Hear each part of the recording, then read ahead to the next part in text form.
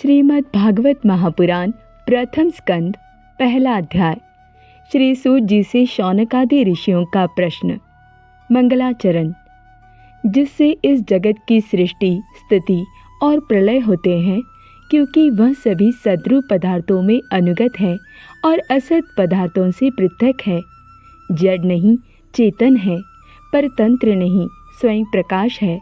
जो ब्रह्मा अथवा हिरण्यगर्भ नहीं, प्रत्युत उन्हें अपने संकल्प से ही जिसने उस वेद ज्ञान का दान किया है, जिसके संबंध में बड़े बड़े विद्वान भी मोहित हो जाते हैं, जैसे तेजोमय सूर्य रश्मियों में जल का, जल में स्थल का और स्थल में जल का भ्रम होता है, वैसे ही जिसमें ये त्रिगुणमयी जागृत स्वप्न सुषुप्ति रूपा सृष्टि मिथ्या होने पर भी अधिष्ठान सत्ता से सत्यवत प्रतीत हो रही है, उस अपनी स्वयं प्रकाश ज्योति से सर्वदा और सर्वथा माया और माया कार्य से पूर्णतः मुक्त रहने वाले परम सत्य रूप परमात्मा का हम ध्यान करते हैं। महामुनि व्यासदेव के द्वारा निर्मित इस श्रीमद् भागवत महापुराण में मोक्ष पर्यंत फल की कामना से रहित परम धर्म का निरूपण हुआ है। इसमें शुद्धांतकरण सत्पुरुषों के जानने योग्य उस वास्तविक वस्तु परमात्मा का निरूपण हुआ है, जो तीनों तापों का जड़ से नाश करने वाली और परम कल्याण देने वाली है। अब और किसी साधन या शास्त्र से क्या प्रयोजन? जिस समय भी सुकृति पुरुष इसके श्रवण की इच्छा करते हैं, ईश्वर उसी समय अविलंब करके हृदय में आकर बंदी बन जाता है। रस के मर्मज्ञ भक्तजन, ये श्रीमद् भागवत वेद रूप कल्प वृक्ष का पका हुआ फल है। श्री सुखदेव रूप तोते के मुख का संबंध हो जाने से यह परमानंदमयी सुधा से परिपूर्ण हो गया है। इस फल में छिलका, गुठली और त्याज अंश तनिक भी नहीं है। ये मूर्तिमान रस है। जब तक शरीर में चेतना रहे, तब तक इस दिव्य भगवत रस का निरंतर बार बार पान करते रहो।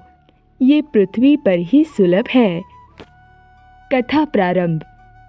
एक बार भगवान विष्णु एवं देवताओं के परम पुण्यमय क्षेत्र नैमिषारण्य में शौनकादि ऋषियों ने भगवत प्राप्ति की इच्छा से सहस्त्र वर्षों में पूरे होने वाले एक महान यज्ञ का अनुष्ठान किया। एक दिन उन लोगों ने प्रातःकाल अग्निहोत्र आदि नित्य कृत्यों से निवृत्त होकर सूत जी का पूजन किया और उन्हें ऊंचे आसन पर बैठाकर बड़े आदर से ये प्रश्न किया। ऋषियों ने कहा, सूत जी, आप निष्पाप हैं। आपने समस्त इतिहास, पुराण और धर्मशास्त्रों का विधि पूर्वक अध्ययन किया है तथा उनकी भली भांति व्याख्या भी की है।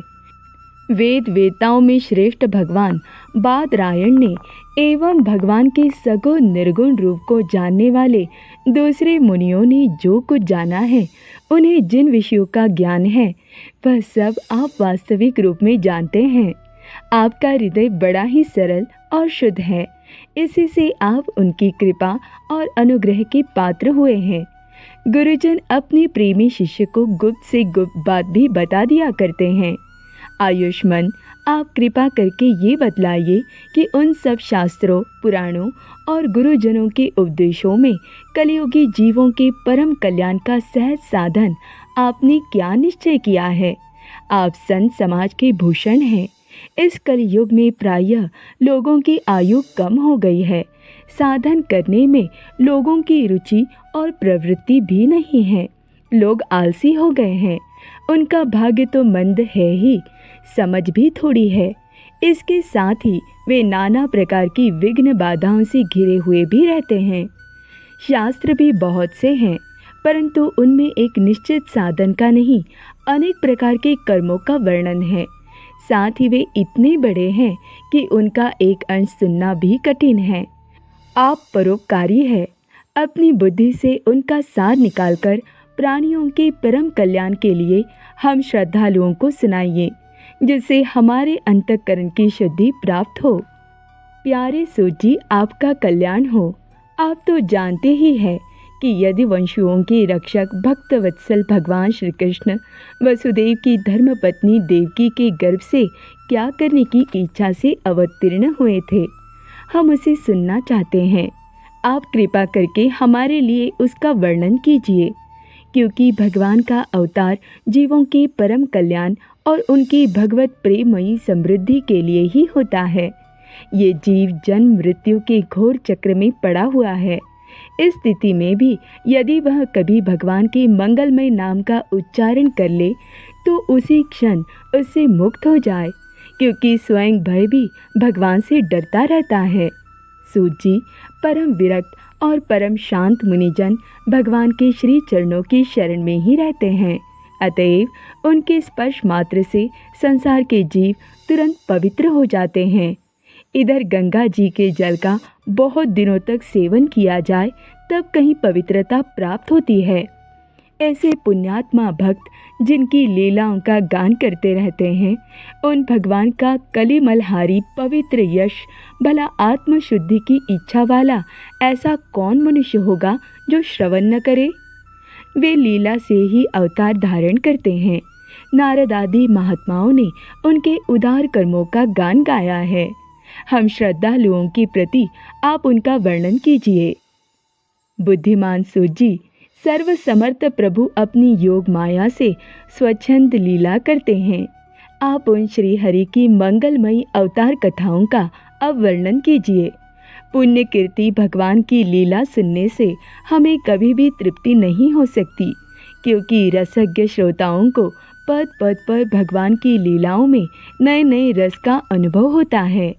भगवान श्री कृष्ण अपने को छिपाए हुए थे।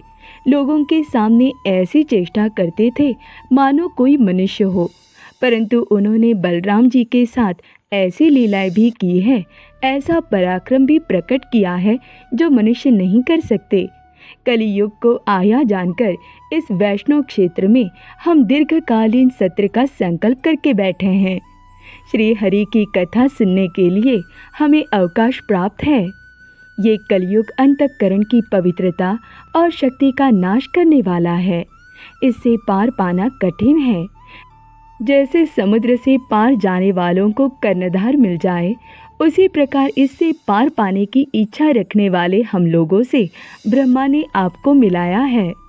धर्म रक्षक ब्राह्मण भक्त योगेश्वर भगवान श्री कृष्ण के अपने धाम में पधार जाने पर धर्म ने अब किसकी शरण ली है, ये बतलाइए। ओम नमो भगवते वासुदेवाय।